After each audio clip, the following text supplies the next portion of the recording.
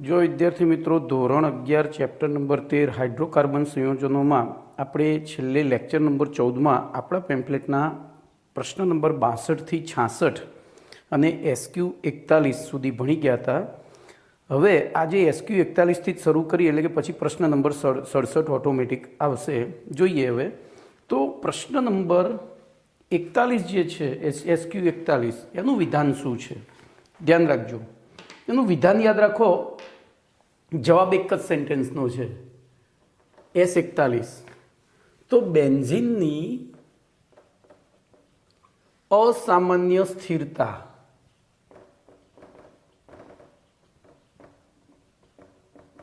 પછી યોગશીલ પ્રક્રિયા પ્રત્યેની જો હું અહીંયા આ રીતે લખું છું, યોગશીલ પ્રક્રિયા પ્રત્યેની નિષ્ક્રિયતા અને વિસ્થાપન પ્રક્રિયા પ્રત્યેની સક્રિયતા. બોલો, આ ત્રણેય બાબતો શાના આધારે સમજાવી શકાય છે? આવો પ્રશ્ન છે આપણો. બોલો, શાના આધારે સમજાવી શકાય? તો એક જ સેન્ટેન્સ આખો જવાબ એમને એમ લખી. આ શાનું છે એની જગ્યાએ લખવાનું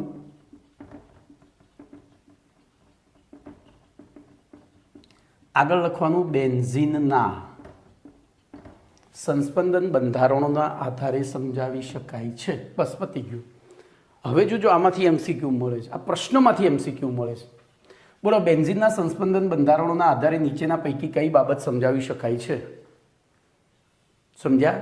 તો આ ઓપ્શન એ હોય, ઓપ્શન બી, ઓપ્શન સી અને ઓપ્શન ડી આપેલ બધી જ. તો જવાબ શું આવે ભાઈ? તો એમસીક્યુ પેલો ક્યાંથી કાઢશે મને ખબર નથી. આવી એક પ્રશ્નમાંથી એમસીક્યુ કાઢી નાખે, જવાબની એ જરૂર નથી એને. તો સમજ્યા? તો આપણે જે સમજીશું એ લાઈન ટુ લાઈન સમજવા પ્રયત્ન કરીશું. જોઈએ હવે એના પછી આગળનો પ્રશ્ન નંબર 67. બોલો, બેન્ઝીનના સંસ્પંદન બંધારણો સમજાવો. આ પ્રશ્ન આઈ થિંક ત્રીજી વાર આવ્યો ધોરણ 11માં જ. ચોથા પાઠમાં આવ્યો તો આપણે ત્યાં આખું સંસ્પંદન કરીને જોયું હતું. બરોબર? જેને જોવું હોય એ ચોથો પાઠનું લેક્ચર ફરીથી જોઈ શકે છે. ધ્યાન રાખજો, અહીંયા આ બેન્ઝીનમાં આપણે હાલ કેક્યુલે જે બંધારણ રજૂ કર્યું એ કેક્યુલેના બંધારણમાં 6 કાર્બનનું ચક્ર હતું અને 6 કાર્બનના ચક્રમાં દરેક કાર્બન સાથે એક હાઇડ્રોજન આવેલો હતો અને એમાં એકાંતરે 3 પાઇબંધ આવેલા હતા. એટલે આપણે આ બંધારણને બંધ રેખા સૂત્ર પ્રમાણે આ રીતે દર્શાવ્યું હતું. આ બંધ રેખા સૂત્ર છે બેન્ઝીનનું.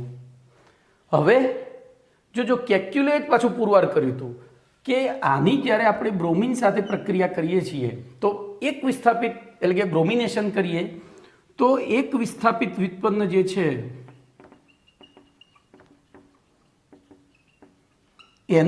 એનો એક જ સમઘટક મળે છે. બરોબર? જ્યારે દ્વિવિસ્થાપિત વ્યુત્પન્નના 3 સમઘટકો મળે છે. દ્વિવિસ્થાપિત આગળનો પ્રશ્ન નંબર 66 જોઈ લો. હતું દ્વિવિસ્થાપિતના કેટલા સમઘટકો મળતા હતા? હવે એ દ્વિવિસ્થાપિતમાં કયા દ્વિવિસ્થાપિત? તો 1 2 પછી 1 3 અને 1 4 આ 3 થાય. એમાં પાછા 1 2 ના ધારો કે અહીંયા બીઆર છે તો અહીંયા બીઆર લખીએ તો 1 2 થાય અને અહીંયા ના લખીને અહીંયા લખીએ તો 1 2 થાય. તો એ 2 સમઘટકો મળવા જોઈએ. અહીંયા જોજો, હું બીજું બંધારણ દોરી દઉં છું. જોજો, બીજું બંધારણ દોરી જ કાઢું એટલે તમને કમ્પ્લીટ ક્લિયર ખબર પડી જાય. બોલો, સોરી,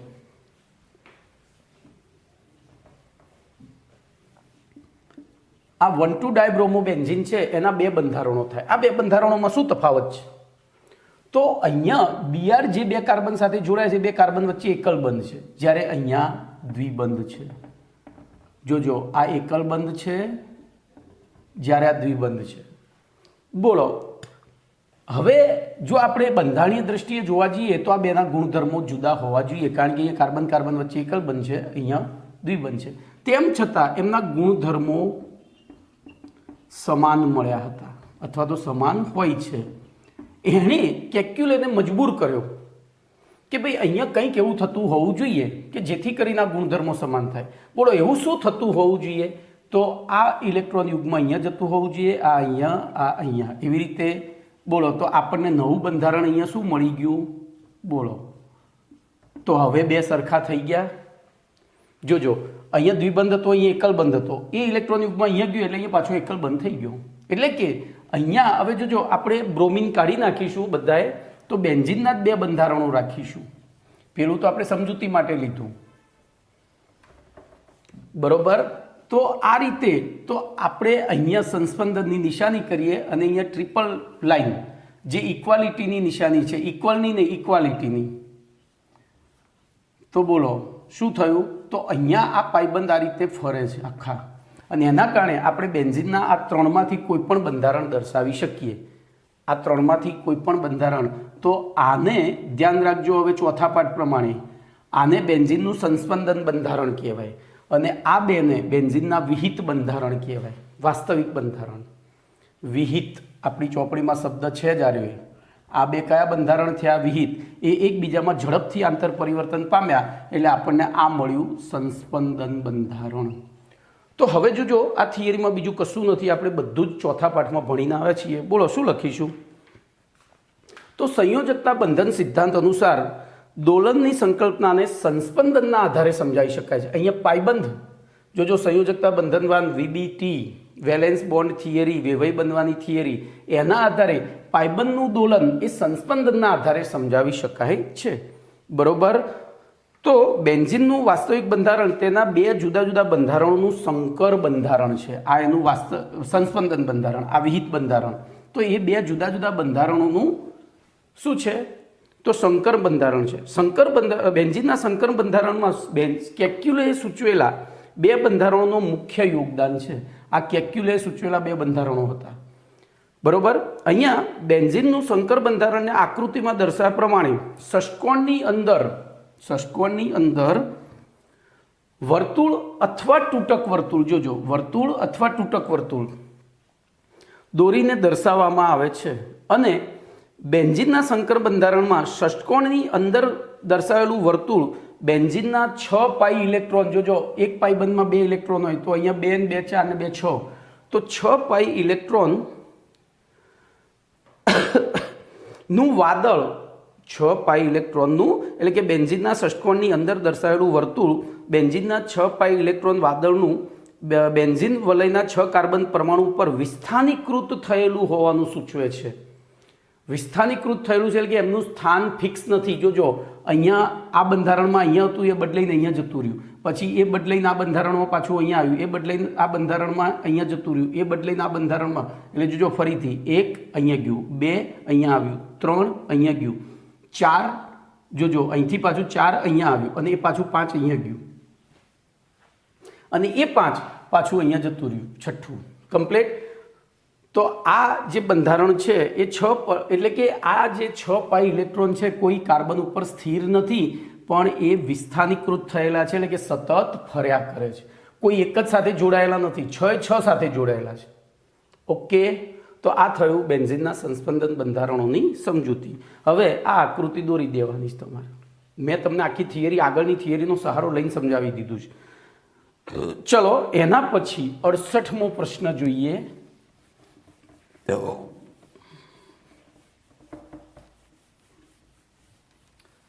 પ્રશ્ન નંબર 68. બોલો બેન્ઝીનના ઇલેક્ટ્રોનીય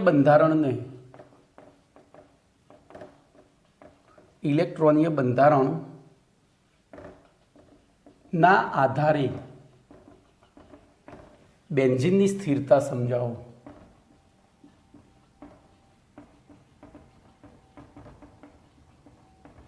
બેન્ઝીનના ઇલેક્ટ્રોનીય બંધારણના આધારે, આ ઇલેક્ટ્રોનીય બંધારણ એટલે તો બેન્ઝીનનું લુઈસ બંધારણ થાય. ઇલેક્ટ્રોનીય બંધારણ એટલે કયું બંધારણ થાય? લુઈસ બંધારણ. તો ધ્યાન રાખજો, આપણે બેન્ઝીનનું લુઈસ બંધારણ દોરીએ. ધ્યાન રાખજો, 6 કાર્બન આ રીતે દર્શાવી દીધા, કમ્પ્લીટ. હવે લુઈસ બંધારણ દોરવું હોય એટલે જે તે પરમાણુની સંયોજકતા કક્ષામાં આવેલા ઇલેક્ટ્રોન લખવા પડે. બોલો, બેન્ઝીનની બાયતમ કક્ષામાં કેટલા ઇલેક્ટ્રોન? તો કે 4. તો એ 4માંથી ધ્યાન રાખજો, પહેલામાં 2 આ રીતે ગોઠવે, પહેલા આ રીતે ગોઠવ્યા. આપણે અહીંથી શરૂ કરીએ, બરોબર. એક દિશામાં એક, બીજી દિશામાં એક ને ત્રીજી 3 દિશામાં વહેંચ્યા, એમાં 2માં એક એક ને એકમાં ડબલ. હવે જો આ કાર્બન શું કરશે? તો આપણે લુઈસ બંધારણમાં શીખી ગયા હતા, આને એક મૂક્યો છે તો આ એક મૂકશે, અહીંયા 2 અને એક અહીંયા છૂટો પાડશે.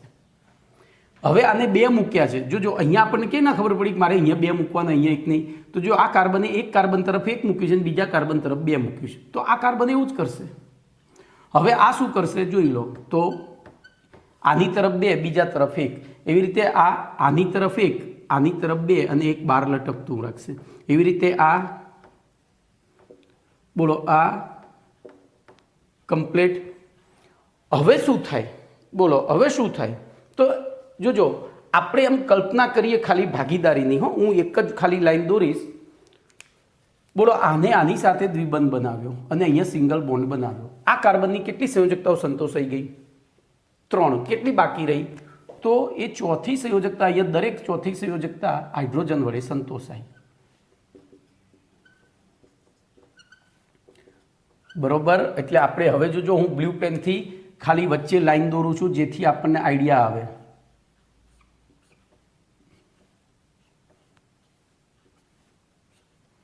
બોલો, આવું બંધારણ થયું.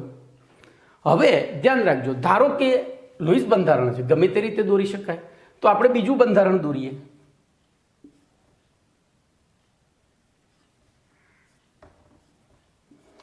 આ કાર્બને જોજો, પહેલામાં આ બાજુ 2 મૂક્યા હતા, એની જગ્યાએ અહીંયા 2 મૂક્યા અને અહીંયા 1 મૂક્યું.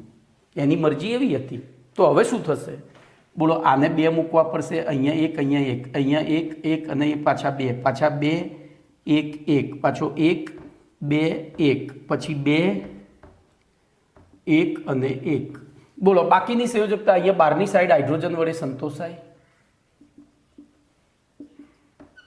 ધ્યાનથી જોજો, કશું છે નહીં થિયરીમાં, એકદમ સહેલી છે.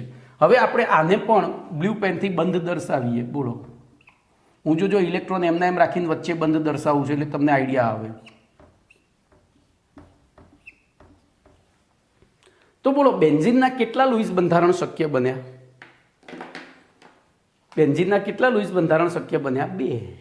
તો હવે જો થિયરી આમાંથી જ લખવાની છે, તો ધ્યાન રાખજો. તો 1865માં ઓગસ્ટ કેક્યુલે નામના વૈજ્ઞાનિકે બેન્ઝીનના રાસાયણિક ગુણધર્મના આધારે બેન્ઝીનના 2 બંધારણ રજૂ કર્યા હતા. ઓગસ્ટ કેક્યુલે 1865માં, આપણે આના પહેલાં 66માં પ્રશ્ન ભણ્યા હતા, એ અને રાસાયણિક પ્રક્રિયાઓ, કઈ રાસાયણિક પ્રક્રિયાઓ લીધી હતી? ઓઝોનાઇઝેશન, પછી પ્રથમ કે એક વિસ્થાપન બ્રોમિનેશન અને દ્વિવિસ્થાપન બ્રોમિનેશન. એના આધારે જો બીજો MCQ મળ્યો, કેક્યુલે બેન્ઝીનનું બંધારણ કઈ પ્રક્રિયાઓના આધારે રજૂ કર્યું હતું? તો બેન્ઝીનનું ઓઝોનાઇઝેશન અને બ્રોમિનેશન. એમાં એક વિસ્થાપિત બ્રોમિનેશન અને દ્વિવિસ્થાપિત બ્રોમિનેશન 2 લખવા પડે. ચલો, હવે તો એના પછી 70 વર્ષ પછી જોજો, 1865 થી 70 વર્ષ પછી, એટલે કે 1937માં, એટલે આમ 35 આવે પણ 70, 72 વર્ષ પછી ઓગસ્ટ કેક્યુલેની પછી લુઈસ કેક્યુલે આવ્યો. શું આવ્યું? કોણ આવ્યું? લુઈસ કેક્યુલે. એને આકૃતિમાં દર્શાવ્યા પ્રમાણે બેન્ઝીનના 2 ઇલેક્ટ્રોનીય બંધારણો દર્શાવ્યા. 2 લુઈસ બંધારણ રજૂ કર્યા હતા, જેના આધારે બેન્ઝીનમાં પરમાણુ કક્ષકોની સંકરણ અને તેના આધારે બેન્ઝીનની સ્થિરતા સમજાવી હતી. તો જોઈએ, હવે આપણે કોઈ પણ એક કાર્બન પરમાણુ લઈ લઈએ. જોજો, આ લઉં છું, અહીંથી આ લઉં છું, બધા એક સરખા છે, આપણે ભણી ગયા. બોલો, આને આપણે કેન્દ્રીય પરમાણુ ગણીએ તો અણુ કયા પ્રકારનો થાય? અણુ કયા પ્રકારનો થાય? તો 1, 2, 3. જોજો, આ સિગ્મા બંધ, આ સિગ્મા બંધ, આ સિગ્મા બંધના પાઈ બંધ. તો અણુ થયો AB3 પ્રકારનો. અણુ AB3 પ્રકારનો થાય તો 3 ઇલેક્ટ્રોન યુગ્મ થયા. 3 ઇલેક્ટ્રોન યુગ્મ થાય તો સંકરણ થાય sp2 બરોબર। તો બોલો બધા કાર્બન ઉપર એક સરખી પરિસ્થિતિ છે, બધા કાર્બન ઉપર એક સરખી પરિસ્થિતિ છે। તો જોજો આ ઇલેક્ટ્રોનીય બંધારણોના આધારે બેન્ઝીનમાં પરમાણ્વીય કક્ષકોનું સંકરણ અને એની સ્થિરતા નીચે પ્રમાણે સમજાવી શકાય। તો બોલો આપણે સંકરણ તો સમજાવી દીધું। તો અહીંયા ધ્યાન રાખજો, હવે તમારે આમાંથી આ જ આકૃતિમાંથી જોઈને લખવાનું છે। બોલો બેન્ઝીનમાં 6 કાર્બન પરમાણુ ઉપર sp2 સંકરણ ઉદ્ભવે છે। બોલો પહેલું મેં તમને સમજાવી દીધું છે અને હવે આપણે લખી દીધું। હવે અહીંયા sp2 સંકરણ ઉદ્ભવે એટલે 3 sp2 સંકર કક્ષકો પેદા થાય। એ 3 sp2 સંકરણ ઉદ્ભવે એટલે જેટલી કક્ષકો સંમિશ્રણમાં ભાગ લે 1s અને 3p। તો જોજો અહીંયા 3 સંકર કક્ષકો પેદા થાય, એક sp2 અહીંયા, એક sp2 અહીંયા અને એક sp2 અહીંયા ગોઠવાઈ। જોજો એવી રીતે એક sp2 અહીંયા, એક sp2 અહીંયા અને એક sp2 કક્ષક અહીંયા ગોઠવાઈ। ત્રિકોણના 3 ખૂણા તરફ સમતલીય ત્રિકોણના, તો આ ત્રિકોણ થયું, જુઓ કાલ્પનિક ત્રિકોણની રચના કરી શકાય। હવે તો જોજો દરેક કાર્બન પરમાણુની 3 sp2 સંકર કક્ષક પૈકી એક sp2 સંકર કક્ષક બીજા કાર્બનની sp2 સંકર કક્ષક સાથે સંમિશ્રિત થઈ એક કાર્બન કાર્બન સિગ્મા બંધ બનાવે છે। સોરી, બે આવી, આ પણ કાર્બન કાર્બન સિગ્મા બંધ થયો, જુઓ એટલે બીજી પણ અહીંયા શું બનાવે છે, કાર્બન કાર્બન સિગ્મા બંધ। આ પણ sp2 હતી। તો બોલો પહેલું વિધાન શું લખીશું? તો બેન્ઝીનમાં દરેક કાર્બન પરમાણુ ઉપર ઉદ્ભવતા sp2 સંકરણના કારણે ઉત્પન્ન થતી 3 sp2 સંકર કક્ષકો પૈકી 2 sp2 સંકર કક્ષકો, એક આ ને એક આ, જુઓ આ 2 sp2 સંકર કક્ષકો પડોશી sp2 સંકર કક્ષકની સાથે સંમિશ્રિત થઈ 2 કાર્બન કાર્બન સિગ્મા બંધ બનાવે છે। એક આ થયો ને એક આ થયો, કમ્પ્લીટ। જ્યારે બાકીની એક sp2 સંકર કક્ષક હાઇડ્રોજન પરમાણુની વનેશ કક્ષક સાથે સંમિશ્રિત થઈ કાર્બન હાઇડ્રોજન સિગ્મા બંધ બનાવે છે। હવે તો બોલો આ પાયબંધ કઈ રીતે બન્યો એનું સમજૂતી આવવાની। તો આપણે ભણી ગયા છીએ ચોથા પાઠમાં, ભણી ગયા છીએ કે સંકરણમાં, હવે જોજો sp2 છે એટલે કે સંકરણમાં એક p કક્ષકે ભાગ લીધો નથી। p કક્ષકોના 3 પ્રકાર હોય, એમાંથી 2 ભાગ લીધો, એકે નથી લીધો। તો સંકરણમાં ભાગ ન લેતી 2 p કક્ષકો બોલો શું કરશે? તો સંકરણમાં ભાગ ન લેતી 2 p કક્ષકો શું કરશે? હવે જે આકૃતિમાં દર્શાવ્યા પ્રમાણે, હવે જોજો અહીંયા મારે થોડું 3 ડાયમેન્શનમાં જોવું પડશે। બોલો આ બધા કાર્બન ઉપર કયું સંકરણ ઉદ્ભવ્યું? sp2 સંકરણ ઉદ્ભવ્યું એટલે સમતલીય ત્રિકોણ। તો આવા ત્રિકોણ, જોજો આ બધા ત્રિકોણ જ રચાશે પણ એક જ સમતલમાં, એટલે આખો બેન્ઝીનનો અણુ કેવો બનશે? સમતલીય। આજના 1 2 3 4 5 ને 6 કાર્બન અને 6 દિશામાં આ જે આકૃતિ તમારી સામે દોરી છે એ સમતલમાં છે, પણ એમાં જે સંકરણમાં ભાગ લેતી જે પી સંકરણમાં ભાગ ન લેતી પી કક્ષકો છે એ કેવી રીતે ગોઠવાશે? તો સમતલને લંબ રૂપે। કેવી રીતે ગોઠવાશે? સમતલને લંબ રૂપે, આ રીતે। અને એ બેનું સંમિશ્રણ થઈને છેડ બાજુથી બાજુ સંમિશ્રણ થઈને, જોજો આ બાજુથી બાજુ સંમિશ્રણ થયું, બરોબર, અહીંયાથી ધ્યાન રાખજો, આ રીતે આવ્યું, અહીંથી બાજુથી બાજુ સંમિશ્રણ થઈને અહીંયા છે, તો ત્યાં એક કાર્બન કાર્બન પાયબંધ પણ બને છે। કમ્પ્લીટ, કાર્બન કાર્બન પાયબંધ પણ બને છે। હવે જોજો અહીંયા આપણે શું લખવાનું છે? તો અહીંયા sp2 સંકરણમાં ભાગ ન લેતી દરેક કાર્બન પરમાણુની p કક્ષક એ કાર્બન સમતલને લંબ રૂપે આ રીતે ગોઠવાયેલી હોય છે, લંબ રૂપે ગોઠવાયેલી હોય છે। આથી 6 કાર્બનના વલયમાં આકૃતિમાં દર્શાવ્યા પ્રમાણે અલગ અલગ રીતે, હવે હું અહીંયા નંબર આપું, આને 1 2 3 4 5 6 આપું, તો બોલો c1 c2 શું થયો? સિંગલ બોન્ડ, પણ c2 c3 ડબલ બોન્ડ, પાછો સિંગલ ડબલ સિંગલ, એ રીતે। તો અહીંયા અલગ અલગ રીતે c1 c2 c3 c5 અને c3 c4 અને c5 c6, અથવા તો ઊંધું, ચલો જોજો અહીંયા નંબર આપી દઈએ છીએ 1 2 3 4 5 6। બોલો અહીંયા કઈ જગ્યાએ બંધ બન્યો? પાયબંધ ક્યાં બન્યો? તો 2 3 વચ્ચે, અથવા તો 4 5 વચ્ચે, અને અથવા તો 6 1 વચ્ચે। બોલો અહીંયા નંબર આપું 1 2 3 4 5 ને 6, ધ્યાનથી જોજો। તો અહીંયા સિગ્મા બંધ ક્યાં બન્યો? 1 2 કાર્બન વચ્ચે, પછી 3 4 વચ્ચે અને 5 6 વચ્ચે, એટલે અથવા લખવું પડે। તો જો શું વાક્ય લખીશું? તો બેન્ઝીન સમતલમાં 6 કાર્બન ઉપર આવેલી sp2 સંકરણમાં ભાગ ન લેતી p કક્ષકો સમતલને લંબ રૂપે ગોઠવાઈ C1 C2 C3 C4 C5 C6 અથવા બોલો C2 C3 C4 C5 અને C6 C1 C6 C1 પી કક્ષકોનું બાજુબાજુથી સંમિશ્રણ થઈ અહીંથી આમ બાજુબાજુથી સંમિશ્રણ થઈ અને એકાંતરે 3 પાઈબંધ બને છે. એકાંતરે 3. આથી બેન્ઝીન વલયના બંધારણમાં આમ સમતલીય બંધારણમાં 6 ઇલેક્ટ્રોનનું પાઈ ઇલેક્ટ્રોન વાદળ ઉપર અને નીચે, કારણ કે જો પી કક્ષક છે ને ડંબેલ આકારની છે. પી કક્ષક ડંબેલ આકારની આ સમતલની ઉપર પણ હોય, સમતલની નીચે પણ હોય, તો ઉપરથી પણ સંમિશ્રણ થાય, નીચેથી પણ સંમિશ્રણ થાય. તમે આપણે ઇથિન અને ઇથાઇનના આકૃતિઓ દોરેલી છે ત્રિપરિમાણીય. તો આ સમતલની ઉપર અને નીચે 6 પાઈ ઇલેક્ટ્રોનનું વાદળ આવેલું હોય છે. કમ્પ્લીટ. જેના ઉપર હવે આ 6 કાર્બનનું એક સરખું આકર્ષણ લાગે છે. 6 કાર્બનનું એક સરખું આકર્ષણ લાગે છે અને એના કારણે જો જુદું જુદું આકર્ષણ લાગતું હોત તો શું થાત? આપણે ભણી ગયા છીએ. બોલો કયા અણુઓ વધારે સક્રિય હોય? તો જેમાં ધ્રુવીયતા હોય, એટલે કે ઇલેક્ટ્રોન માટે ખેંચમતાણી હોય. પણ અહીંયા તો ઇલેક્ટ્રોન માટે ખેંચમતાણી છે જ નહીં. બધા કાર્બન ઉપર બધા કાર્બન પેલા પાઈબંધ આ 6 પાઈ ઇલેક્ટ્રોન વાદળ ઉપર એક સરખું આકર્ષણ લગાડે છે. એટલે બોલો બધા વચ્ચે એ ઇલેક્ટ્રોન વાદળ સરખી રીતે વહેંચાયેલું છે. તો પછી અણુ કેવો થઈ જાય? સ્થાયી. બોલો કમ્પ્લીટ. કેવો થઈ જાય? સ્થાયી થઈ જાય. ઓકે, ચલો. તો અહીંયા આથી સાયક્લોહેક્ઝાટ્રાઇન કરતા, હવે ધ્યાન રાખજો, હું આ બેન્ઝીનનું બંધારણ રાખી અને સાયક્લોહેક્ઝાટ્રાઇનનું બંધારણ દોરું છું. સાયક્લોહેક્ઝાટ્રાઇન જો એ બંધારણ મેં ઓલરેડી પહેલા પણ દોરેલું છે. એ બંધારણ મેં પહેલા પણ દોરેલું છે.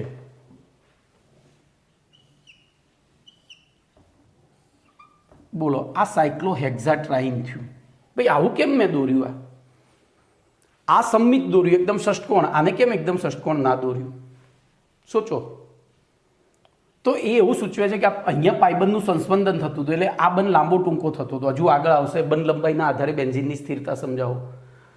અહીંથી આ અહીંયા ગયો, આપણને ખબર છે દ્વિબંધ ટૂંકો હોય, એ એકલ બંધ લાંબો હોય. તો આ લાંબો હતો, આ ટૂંકો હતો, પણ આ પાઈબંધ અહીંયા ગયો એટલે આ પાછો ટૂંકો થયો, આ લાંબો થયો. મેં તમને ચોથા પાઠમાં આ જ આકૃતિ સંસ્પંદન કરીને સમજાવી હતી, યાદ છે? પણ અહીંયા આ લાંબા ટૂંકા છે, એનો મતલબ અહીંયા એનો મતલબ શું થયો કે ભાઈ આ સંસ્પંદન થતું નથી. એટલે કે વાદળ સમતલની ઉપર 6 ઇલેક્ટ્રોનનું વાદળ છે, પણ એ ફરતું નથી. બધા કાર્બન ઉપર વિસ્થાનીકૃત થયેલું નથી. એટલે એની ઉપર લાગતા બધા કાર્બનનું આકર્ષણ બળ સરખું હોતું નથી. અને સરખું ના હોય તો પછી ત્યાં ધ્રુવીયતા પેદા થાય. ધ્રુવીયતા પેદા થાય તો એની સ્થિરતા કેવી હોય? ઓછી. તો આનું નામ થાય સાયક્લોહેક્ઝાટ્રાઇન. આ થયું બેન્ઝીન. બોલો કમ્પ્લીટ. ચલો એના પછીનો પ્રશ્ન જોઈએ. ક્ષ કિરણ વિવર્તન. મેં કહ્યું કે તમને હાલ જ આવશે. ક્ષ કિરણ વિવર્તનના આધારે બેન્ઝીનનું બંધારણ સમજાવો. ભાઈ આ બધા છે ને આ થિયરીઓ હજુ સુધી કોઈથી પૂછાઈ નથી, બરોબર? હું પૂછું છું મારા પેપરોમાં, પણ આ બધી જીનીટ માટે બહુ મહત્વની છે. જીનીટ માટે લોકો આને ઉડાડી મારે છે કે ભાઈ નહીં ચાલશે, નથી પૂછાતી. તો પણ જેટલું તમે ઉડાડશો ને એટલું નુકસાન જશે. તો ક્ષ કિરણ વિવર્તનના આધારે બેન્ઝીનનું બંધારણ સમજાવો. બોલો શું કરીશું? ક્ષ કિરણ વિવર્તનના આધારે બેન્ઝીનનું બંધારણ સમજાવો. કેવી રીતે સમજાવીશું? તો ધ્યાન રાખજો, આપણે આપણા શરીરની અંદર કંઈક દુખતું હોય, છાતીમાં દુખતું હોય, ડૉક્ટર પાસે જઈએ તો ડૉક્ટર શું કરે? એનો એક્સરે પાડે. એક્સરે પાડીને અંદરથી જોઈ શકાય. તો એવી રીતે આ બેન્ઝીનનો પણ એક્સરે જ પાડ્યો હતો, એવું જ સમજો આપણે. એની ઉપર ક્ષ કિરણો આપાત કર્યા. એ ક્ષ કિરણોનું કઈ દિશામાં વિવર્તન થયું એને ફોટોગ્રાફિક પ્લેટ ઉપર પ્રસ્થાપિત કરી, એક એક્સરે લીધો અને એનો અભ્યાસ કરી અને આપણે સમજૂતી આપવાની છે. તો ધ્યાન રાખજો, અહીંયા આપણે 3 વસ્તુ લખવાની છે જે આપણે ભણી ગયા. બોલો આલ્કેન સંયોજનોમાં બોલો કાર્બન કાર્બન એકલ બંધની બંધ લંબાઈ કેટલી હતી ભાઈ? તો 154 પિકોમીટર હોય છે. એવી રીતે આલ્કીન સંયોજનોમાં કાર્બન કાર્બન દ્વિબંધની બંધ લંબાઈ કેટલી હતી? તો 34 પિકોમીટર. અને આલ્કાઇનમાં 120 પિકોમીટર ત્રિબંધની 34 પિકોમીટર હતી. બોલો યાદ છે? 33 કે 34, હવે જોજો એક જ ચોપડીમાં બે જગ્યાએ અલગ અલગ વેલ્યુ લખેલી છે, એક જ પાઠમાં બે જગ્યાએ અલગ અલગ વેલ્યુ લખી છે. આ આપણા પપ્પુ ધધુઓ, ચોપડી લખવાવાળા પપ્પુ ધધુઓની આવડત. આગળ આલ્કિનમાં 134 લખી છે, અહીંયા બેન્ઝીનમાં 133 લખી છે, એટલે મેં બે લખી છે કૌંસમાં હું બે લખીશ, બરોબર. 133 કૌંસમાં 134 PM હોય છે. તો આપણે બેન્ઝીનનું બંધારણ આમ દોરીએ, જોજો તો એક બંધ ટૂંકો, એક લાંબો, પછી ટૂંકો, પછી લાંબો, પછી ટૂંકો અને પછી લાંબો. આ 154 અને આ 134 હોવો જોઈએ. આ ડબલ બોન્ડ છે, હોવો જોઈએ ને. પણ જ્યારે બેન્ઝીનનો ક્ષ-કિરણ વિવર્તન લીધું ત્યારે આ બધી જ બંધ લંબાઈઓ કેટલી મળી ખબર છે? લગભગ 139 પિકોમીટર મળી. ધ્યાન રાખજો, હવે બધી જ બંધ લંબાઈ આ પણ 139 મળી, આ પણ 139 મળી. બોલો આવું કેમ થયું? તો આપણે આગળ ભણી ગયા છીએ. બોલો કેમ થયું? તો આ પાયબંધ અહીંયા ગયો, આ અહીંયા ગયો, આ અહીંયા ગયો, એટલે જે એકલ બંધ હતો એ દ્વિબંધ થયો અને દ્વિબંધ હતો તે એકલ બંધ થયો. એટલે કે આની બંધ લંબાઈ ઘટી, આની વધી. આ 154 થી ઘટીને 134 થી વધી, એટલે લગભગ વચ્ચેની વેલ્યુ આવીને ઊભી રહી. લગભગ વચ્ચેની નથી આવતી, પણ 139 પિકોમીટર આવીને ઊભી રહી, બરોબર. જે શું સૂચવે છે કે પાયબંધનું શું થાય છે? સંસ્પંદન. અને સંસ્પંદન થતું હોય તો મેં તમને ચોથા પાઠમાં ઉદાહરણ આપ્યું હતું કે મારા હાથમાં, બોલો આ બેમાંથી કઈ પેન વધારે સ્થાયી છે? આ બેમાંથી કઈ પેન વધારે સ્થાયી છે? બોલો. તો આ રીએ જે હલે છે ને, આને તમે ફટ લઈને લઈ લેશો. આને તોડવી હોય તો એક બંદૂકની ગોળી અહીંયા જ મારવાની. આને તોડવા માટે બોલો કે આમ તમે બંદૂકની ગોળી મારો, પેલી ગોળી અહીંથી નીકળી જાય તો 2-3 પ્રયોગે આ રીએ જશે, જ્યારે આ ફટ લઈને જતી રહે. તો જેટલું અહીંયા સંસ્પંદન થાય એટલી સ્થિરતા શું થાય? વધે. તો આમાં તમારે કંઈ લખવાનું નથી. હવે હું તમને સમજૂતી આપું છું, ધ્યાનથી સમજજો. તો આલ્કેન સંયોજનોમાં કાર્બન કાર્બન એકલ બંધની બંધ લંબાઈ 154 પિકોમીટર હોય છે, જ્યારે આલ્કિન સંયોજનોમાં કાર્બન કાર્બન દ્વિબંધની બંધ લંબાઈ 133 કૌંસમાં 134 પિકોમીટર હોય છે. હવે બેન્ઝીનમાં એકાંતરે કાર્બન કાર્બન એકલ બંધ અને એક કાર્બન કાર્બન દ્વિબંધ આવેલા હોય છે. આથી બેન્ઝીનમાં કાર્બન કાર્બન એકલ બંધની બંધ લંબાઈ 154 પિકોમીટર અને દ્વિબંધની બંધ લંબાઈ 133 અથવા 134 પિકોમીટર હોવી જોઈએ. પરંતુ જ્યારે બેન્ઝીનનો ક્ષ-કિરણ વર્ણપટ મેળવવામાં આવ્યો તો માલુમ પડ્યું, બરોબર, કે તેમાં બધા જ કાર્બન કાર્બન એકલ બંધ હોય કે દ્વિબંધ હોય, એ બધાની બોલો બંધ લંબાઈ કેટલી મળી? 139 પિકોમીટર મળે છે. જે સૂચવે છે કે જે 154 અને 134 ની મધ્યવર્તી મૂલ્ય છે, જે સૂચવે છે કે શુદ્ધ બેન્ઝીનમાં કોઈ પણ બંધ એકલ બંધ હોતો નથી કે દ્વિબંધ હોતો નથી. શુદ્ધ બેન્ઝીન લઈએ એટલે સંપૂર્ણ બેન્ઝીનમાં કોઈ પણ કાર્બન કાર્બન એકલ બંધ એ એકલ બંધ નથી હોતો કે દ્વિબંધ નથી હોતો, ત્યાં સતત સંસ્પંદન થતું હોય છે. એટલે ત્યાં સરેરાશ બંધ ક્રમાંક 1.5 થાય છે. જોજો આ ચોપડીમાં નથી લખેલું. અને સરેરાશ બંધ ક્રમાંક 1.5 થાય તો 1 હોય ત્યારે 1.54, 2 હોય ત્યારે 1.34, તો સરેરાશ મૂલ્ય એનું લગભગ 139 જેટલું મળે છે. આથી જોજો આલ્કિન કરતા આ બંધ કેવો થયો? મજબૂત થયો. આરવી, કારણ કે સતત પોતાનું સ્થાન બદલ્યા કરે છે. દ્વિબંધ સતત પોતાનું સ્થાન કર્યા કરે છે. એટલે હુમલો કરનાર પ્રક્રિયક જે છે એને હુમલો ક્યાં કરવો એ મુશ્કેલ પડે. આમાં સીધો અહીંયા જ હુમલો કરશે. આ સાયક્લોહેક્ઝાટ્રાઇન છે, આમાં અહીંયા જ હુમલો કરશે. પેલામાં શું થાય? આ અહીંયા હુમલો કરે, પેલો અહીંયા જતો રહ્યો હોય, અહીંયા હુમલો કરે તો અહીંયા જતો રહ્યો હોય. તો એવી પરિસ્થિતિમાં બોલો સાયક્લોહેક્ઝાટ્રાઇન કરતાં બેન્ઝીનની સ્થિરતા કેવી હોય? એટલે જ બેન્ઝીન સામાન્ય તાપમાને દબાણે યોગશીલ પ્રક્રિયાઓ દર્શાવતું નથી. કમ્પ્લેટ જે સૂચવે છે કે આલ્કિન સંયોજનો કરતાં બેન્ઝીનની સ્થિરતા વધુ હોય છે. વળી આ બાબત બીજું પાછું શું અનુમોદન આપે છે? તો આપણે આગળ ભણી ગયા બેન્ઝીનના સંસ્પંદન બંધારણોને પણ અનુમોદન આપે છે. સંસ્પંદન બંધારણો છે બેન્ઝીનના, એને સાબિત કરે છે. જો સંસ્પંદન ના થતું હોય તો બંધ લંબાઈ 154 134 હોત, પણ થાય છે એટલે આ બંધ લંબાઈ 139 પિકોમીટર છે. બોલો કમ્પ્લીટ. ચલો એના પછી પ્રશ્ન નંબર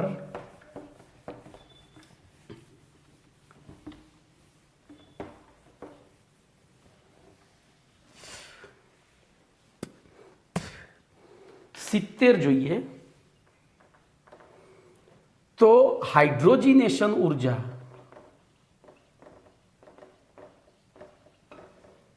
અથવા એન્થાલ્પી, જો અહીંયા એન્થાલ્પી છે, બે મેં શબ્દો જુદા જુદા લખેલા છે, એન્થાલ્પી અને સંસ્પંદન. એન્થાલ્પી પણ લખાય પણ મેં અહીંયા ઉર્જા લખ્યું છે.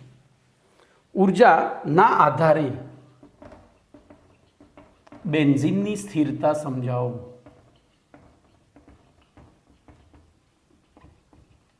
બોલો, ક્લિયર? ખબર પડી? બેન્ઝીનની સ્થિરતા સમજાવો. તો અહીંયા ધ્યાન રાખજો, આપણે હાઇડ્રોજનેશન ઉર્જા એના માટે 3 ઉદાહરણ લઈશું. પહેલું તો બોલો, આનું નામ શું? નામ તમે મને કહો હેડો, ચલો ફટાફટ. હવે તો નામ આવડવું જોઈએ, 12મો પાઠ પતી ગયો છે. બોલો, આનું નામ શું અને આનું નામ શું?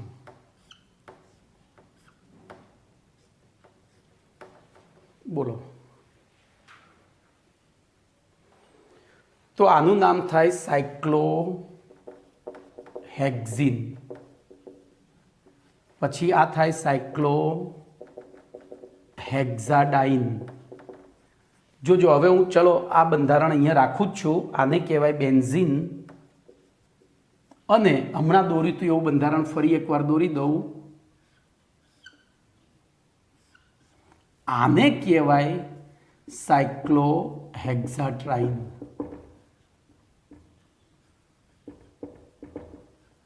બરોબર. હવે આપણે ત્રણેયની હાઇડ્રોજન સાથે પ્રક્રિયા કરીએ. બોલો, શું બનશે બધામાં? આનીય કરીએ તો જોજો, અહીંયા 1 મોલ હાઇડ્રોજન વપરાશે, અહીંયા 2 મોલ, કારણ કે અહીં એક જ પાઈ બનશે. એ પાઈ બન તૂટીને 2 હાઇડ્રોજનની જરૂર છે, 1 મોલ વપરાશે. અહીંયા 2 પાઈ બનશે, તૂટીને 2 જગ્યાએ. અહીંયા 3 છે તો 3 મોલ, અહીંયા પણ 3 મોલ વપરાશે. બોલો, નિપજ તરીકે એક જ નિપજ મળશે બધામાંથી. શું મળશે? સાયક્લોહેક્ઝેન. હું અહીંયા 3H2 કરી દઉં છું ઊંધું. બોલો, અહીંયા આ પાઇબન તૂટી અને 2 હાઇડ્રોજન જોડાઈ ગયા એટલે સિંગલ બોન્ડ થઈ ગયો. અહીંયા 2 જગ્યાએ 2 પાઇબન તૂટ્યા અને 4 હાઇડ્રોજન જોડાયા તો સિંગલ બોન્ડ થઈ ગયો. 3 જગ્યાએ તો આપણને સાયક્લોહેક્ઝેન નિપજ મળે. શું મળે? સાયક્લોહેક્ઝેન. હવે જોજો, અહીંયા એક જ પાઇબન તોડ્યો છે અને હાઇડ્રોજન દાખલ કર્યો છે. એક પાઇબન તોડી હાઇડ્રોજન દાખલ કરવામાં અહીંયા 119.66 કિલો જૂલ પ્રતિ મોલ. પહેલામાં સાયક્લોહેક્ઝિનમાં બોલો 119.66 કિલો જૂલ પર મોલ જેટલી ઉર્જા મુક્ત થાય છે. એટલે હું અહીંયા માઇનસ લખીશ. તો બોલો, અહીંયા કેટલી થશે? તો -119.66 ગુણ્યા 2. કેટલી? -119.66 ગુણ્યા 2 એટલે કે 239.32 કિલો જૂલ થાય. બોલો, એવી રીતે અહીંયા કેટલી થાય? તો -119.66 ગુણ્યા 3. તો બોલો, એના ગુણ્યા 3 કરીએ તો કેટલા થશે વિચારો? તો 358.98 થવી જોઈએ. 358.98. તો બોલો, અહીંયા કેટલી થવી જોઈએ? તો અહીંયા પણ માઇનસ, અહીંયા માઇનસ લખજો ભાઈ. અહીંયા પણ -358.98 થવી જોઈએ. પણ થતી નથી. કેટલી ઉત્પન્ન થાય છે? તો 208.36 જ ઉત્પન્ન થાય છે. બોલો, તો અહીંયા મને એક જોક્સ યાદ આવે છે જે અમે બહુ નાના હતા, 5મા 6મામાં ભણતા હતા ત્યારે અમારી સ્કૂલમાં એક વિદ્યાર્થીએ કહ્યો હતો, 2 ગપ્પીદાસ ભેગા થયા હતા. એટલે બંને જણા ગપ્પીદાસ એટલે ગપ્પા જ મારતા હોય. તો પહેલો ગપ્પીદાસ શું કહે ખબર છે? મારા પપ્પાની ઘડિયાળ 20 વર્ષ પહેલાં કૂવામાં પડી હતી. હવે જો હું 5મા 6મામાં ભણતો હતો ત્યારે 1985-86ની વાત છે. અને એ વખતે ગ્રામ્ય કલ્ચર આમ ટોપ પર હતું. પછી શહેરીકરણ થયું અને એ વખતે કૂવાનો ઉપયોગ થતો હતો પાણીના સ્ત્રોત માટે. એટલે એ વખતના જોક્સ એ પ્રમાણે હતા. તો જોઈએ, પહેલો ગપ્પીદાસ કહે કે મારા પપ્પાની ઘડિયાળ કૂવામાં પડી હતી, 20 વર્ષ પછી મળી તોય ચાલુ હતી. જોજો કેવું મસ્ત ગપ્પું માર્યું. એટલે બીજો ગપ્પીદાસ એનાથી ઊંચું ગપ્પું માર્યું કે મારા પપ્પા 20 વર્ષ પહેલાં કૂવામાં પડ્યા હતા, તો હમણાં મળ્યા જીવતા પાછા કે. તો પહેલો ગપ્પીદાસ કે તારા પપ્પાએ 20 વર્ષ કૂવામાં કર્યું શું? એટલે કે પેલો શું કહે કે બીજો, તારા પપ્પાની ઘડિયાળને ચાવી ભરતા હતા. પેલા એવું કીધું ને કે 20 વર્ષ અંદર પડી રહી તોય ચાલુ મળી એમ. હવે એ વખતે છે ને અત્યારની હાલના જેવી ક્વાર્ટઝ ઘડિયાળો નહોતી, એ વખતે કમાન ઘડિયાળો હતી, એટલે કે એમાં ચાવી ભરવી પડે, ચાવી પૂરી થાય એટલે પાછી ઘડિયાળ બંધ થઈ જાય. હવે જો પહેલાંય કેવું ગપ્પું માર્યું હતું, કેવું ગપ્પું માર્યું હતું કે 20 વર્ષ પહેલાં કૂવામાં પડી હતી અને મળી તોય એ ઘડિયાળ ચાલુ હતી. એટલે બીજાએ એને એક ઊંચો શોટ માર્યો કે મારા પપ્પાએ 20 વર્ષ પહેલાં કૂવામાં પડ્યા હતા, બરાબર, તે પરમ દિવસે મળ્યા એમ. તો પહેલાંએ પૂછ્યું કે તારા પપ્પા કૂવામાં કરતા હતા શું? એટલે એને કીધું તારા પપ્પાની જે ઘડિયાળ ચાલુ મળી ને એ ઘડિયાળને ચાવી ભરતા હતા બેઠા બેઠા. તો જોજો મેં તમને આ જોક્સ કેમ કર્યો, તો એ વસ્તુ આ પ્રૂવ કરવા માટે. ઘડિયાળ એને ચાલુ રાખવી હોય, એના કાંટા ફરતા રાખવા હોય તો આપણી પાસે બે ઓપ્શન છે. અત્યારે હાલ આપણી જોડે સેલવાળી ઘડિયાળ આવી ગઈ છે, એ વખતે ચાવીવાળી હતી. એટલે કે ટૂંકમાં ઉર્જા તો આપવી જ પડે, કોઈ પણ વસ્તુનું ભ્રમણ કરવું હોય તો ઉર્જા આપવી પડે, સમજ્યા? તો અહીંયા આપણને ખબર છે, બોલો અહીંયા આપણને મળવી જોઈતી હતી, અહીંયા મળી 358.98, અહીંયા એટલી જ મળવી જોઈતી કારણ કે અહીંયા 3 બંધ હતા, અહીંયા 3 બંધ હતા. તો બોલો અહીંયા કેમ ના મળી આટલી? તો હવે ધ્યાન રાખજો, આ 358.98 માઇનસ 208.36 એને તફાવત કરીએ તો બોલો કેટલો તફાવત થશે? તો લગભગ 150.62 કિલો જૂલ પ્રતિ મોલ. બોલો આ ઉર્જા ગઈ ક્યાં? ઉર્જાનું સર્જન કે વિનાશ તો શક્ય નથી, ઉર્જાનું સર્જન કે વિનાશ તો શક્ય નથી. તો આ ઉર્જા ગઈ ક્યાં? તો પેલા બીજા ગપ્પીદાસના પપ્પાની જેમ આ ઇલેક્ટ્રોનને ફેરવવામાં વપરાઈ. ખબર પડી? આ ઇલેક્ટ્રોનનું સંસ્પંદન થાય છે, અહીંયા યાદ આવ્યું? તો એ સંસ્પંદનમાં વપરાઈ એટલે આ ઉર્જાને બેન્ઝીનની સંસ્પંદન ઉર્જા કહે છે. બોલો ક્લિયર?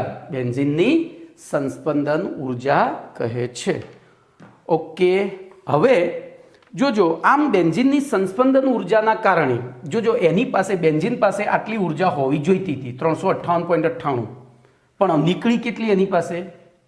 બોલો તમારા ખિસ્સામાં 358.98 રૂપિયા પડ્યા હોય તો તમે વધુ થાય કે 208.36 પડ્યા હોય તો વધુ થાય?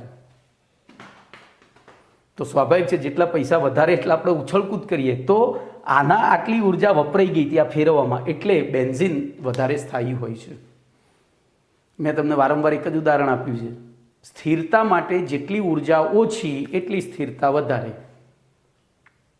તમે ઘરે બેસી એક કલ્પના કરી શકો કે એમજી સાહેબ ક્યાં હોય? તો 2 જ જગ્યાએ હોય, 3 જગ્યાએ, કાં તો ઘરે હોય, કાં તો ઉદ્ગમ ઉપર હોય, કાં તો જ્યોત ઉપર હોય, બરોબર. પણ ધીરુભાઈ અંબાણી વિશે અથવા તો મુકેશ અંબાણી વિશે કલ્પના કરી શકીએ ક્યાં હશે? કેમ? તો એમજી સાહેબની ઉર્જા પહેલાં કરતાં ઘણી બધી ઓછી છે, એટલે મારી સ્થિરતા વધારે છે. મારી પાસે જે પૈસા છે એ મુકલા કરતાં, મુકલો મનિયો બેની તુલના ચાલે છે, મુકલાના કરતાં પોઈન્ટમાં છે, એટલે હું વધારે સ્થાયી છું. મુકલાની ઉર્જા વધારે છે એટલે ગમે ત્યાં ફરે. એ 3 લાખ રૂપિયાના કપમાં ચા પીવે છે, મારે તો આખા જિંદગીની ચાનો ખર્ચો 3 લાખ રૂપિયા નહીં થાય. બોલો કમ્પ્લેટ? તો આ થઈ ગયું. જોજો આ એની હાઇડ્રોજન દાખલ કરતાં મુક્ત થતી ઉર્જા, એ મુક્ત થતી ઉર્જા કોની પાસેથી મળી? બેન્ઝીન આની પાસેથી જ. પણ અહીંયા ઓછી મળી, એનો મતલબ કે એટલી ઉર્જા એને વાપરી નાખી છે. શેમાં વાપરી નાખી છે? સંસ્પંદનમાં. અને એના કારણે એની સ્થિરતા કેવી હોય છે? વધારે. ઓકે, તો અહીંયા તમારો પ્રશ્ન નંબર 70 પણ પૂરો થયો. હવે 71મો પ્રશ્ન લઈ લઈએ.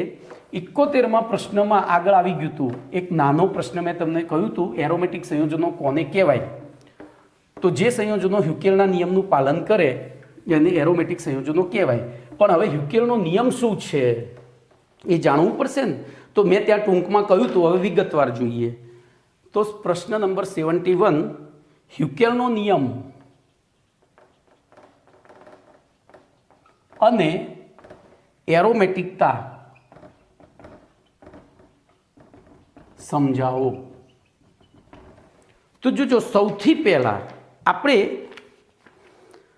યુકેલે કઈ રીતે નિયમ આપ્યો હતો ભાઈ આ બધું પૂછાતું નથી, આપણે એમાંથી એમસીક્યુ જ પૂછાય છે, પણ આપણે તૈયારી એવી કરવાની કે થિયરી જો પાક્કા પાયે તૈયાર કરીએ ને 71મો પ્રશ્ન તૈયાર કરશો તમે એટલે S42 માંડી અને S56 સુધીના બધા જવાબો તમને ઓટોમેટિક આવડશે. તો વિચારો તમે 42 થી 56 એટલે લગભગ 14 પ્રશ્નો થયા. 14 પ્રશ્નો જો આવડતા હોય એક પ્રશ્નથી તો એ પ્રશ્નને સરખી રીતે તૈયાર કરવાની આપણી જવાબદારી બને છે. સમજ્યા? તો આપણે સૌથી પહેલાં પરિચયમાં શું લખીશું? તો હ્યુકેલ નામના વૈજ્ઞાનિકે, જો હું અહીંયા આખું જ લખીશ કારણ કે હ્યુકેલ નામના વૈજ્ઞાનિકે આણ્વીય કક્ષક સિદ્ધાંત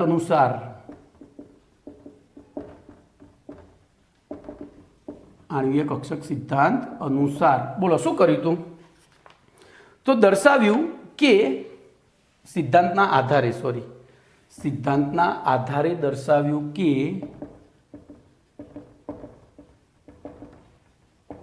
શું દર્શાવ્યું? બોલો કે 4n+2 જ્યાં n બરાબર 0, 1, 2, 3 કોઈ પણ પૂર્ણાંક સંખ્યા એમ એટલે કે શૂન્ય સહિતની પૂર્ણાંક સંખ્યા 4n+2 પાઈ ઇલેક્ટ્રોન ધરાવતા, જોજો આ પહેલી શરત છે. 4n+2 પાઈ ઇલેક્ટ્રોન ધરાવતા. પછી બીજી શરત સમતલીય આકાર ધરાવતા. આ પહેલી શરત છે. આ શરત નંબર 1, આ શરત નંબર 2 અને શરત નંબર 3. બરોબર? અને બધા જ પાઈ ઇલેક્ટ્રોન સંપૂર્ણપણે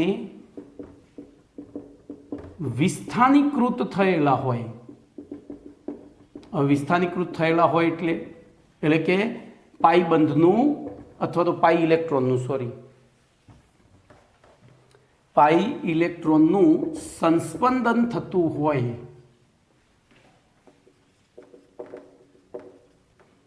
તેવા સંયોજનો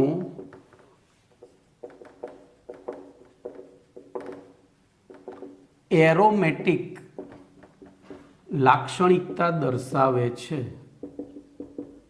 બોલો આટલું જ તમારે યાદ રાખવાનું છે. હા, આમાં એક વસ્તુ યાદ રાખવાની, એમસીક્યુ પૂછાય. હ્યુકેલનો નિયમ કયા સિદ્ધાંતના આધારે આપવામાં આવ્યો હતો? તો આણ્વીય કક્ષક સિદ્ધાંત. કયો પાઠ? ચોથો પાઠ. અહીંયા જોજો વીબીટી મેં તમને કહ્યું છે કે 11મા ધોરણનો પહેલો તો બહુ એટલો નથી પણ તોય એમાંથી ઘણું બધું મળે છે.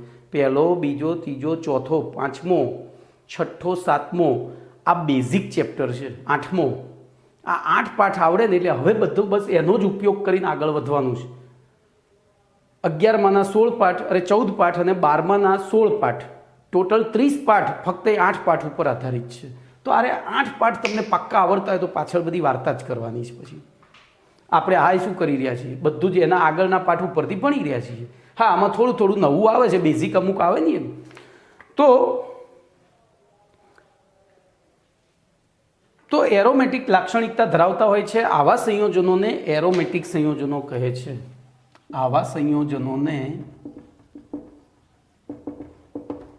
એરોમેટિક સંયોજનો કહે છે. બોલો કમ્પ્લીટ હ્યુકેલનો નિયમ આવી ગયો. આ રિપીટ થયો, ખબર છે ને? હવે ધ્યાન રાખજો. હવે અહીંયા આપણે બીજું કંઈ કરવાનું નથી. તો એરોમેટિક સંયોજનો પાઈ ઇલેક્ટ્રોન ધરાવતા ચક્રીય અસંતૃપ્ત કાર્બનિક સંયોજનોની સાપેક્ષે, ધ્યાન રાખજો અહીંયા એક મહત્વનો મુદ્દો છે, હું સ્ટાર કરું છું. એરોમેટિક સંયોજનો 4n+2 પાઈ ઇલેક્ટ્રોન ધરાવતા ચક્રીય